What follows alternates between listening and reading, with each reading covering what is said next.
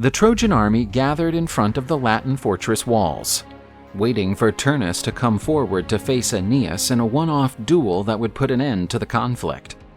Turnus, along with the Latin nobles and his army, left the fortress and set off to meet Aeneas, already waiting for him.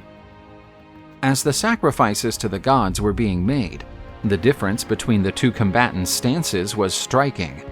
Aeneas looked tall and confident, while Turnus appeared pale and sullen. But the nymph Juturna, Turnus's sister, urged on by the goddess Juno, sneaked into the lines of Latin soldiers and told the fighters not to put all the responsibility for the city's fate on Turnus's shoulders, and that they were greater in number and could win the battle. Spurred on by the nymph, Turnus's men launched spears and arrows at the Trojans and their Etruscan allies, breaking the armistice. A major battle commenced. Aeneas futilely attempted to stop the hostilities and resumed the duel, but the fighters' blood was bubbling, and they could hear nothing but focus on their enemies ahead. It was then that bloodshed began. Aeneas was struck by an arrow fired by an unknown warrior. He was taken to the rear to receive medical attention, while the Etruscan king Trojan took command.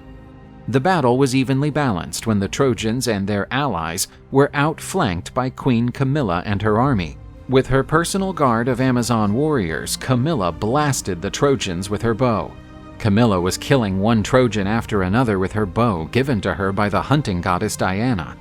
It was not her destiny to survive the battle, however. Camilla was knocked down with a javelin thrown by the Etruscan warrior Aruns.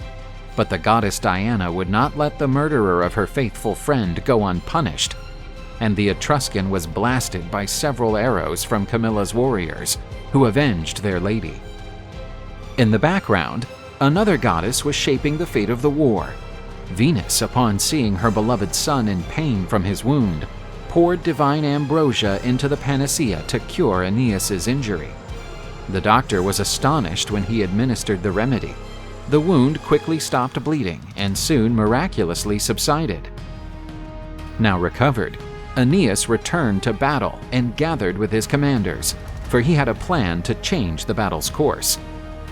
Aeneas split up his men, with one part resisting Turin's forces, while the rest would storm the city of the Latins, which was virtually unprotected. The Trojans easily scaled the walls, facing almost no opposition from the few soldiers left to protect the city. The remaining men were no match for the experienced warriors who had made their name fighting on the Trojan walls. After seizing the ramparts, the Trojans opened the gates for the rest of the army to break into the city. Turnus looked back and noticed that he had been duped by Aeneas's guile, as he saw the smoke columns from the buildings burning behind the walls. When the Latin queen spotted the enemies heading towards her palace, she became desperate, and, overwhelmed with guilt for possibly having caused the ruin of her homeland, decided that she no longer deserved to live and endure the pain of her compatriots. The war between the Trojans and the Latins was approaching its tipping point.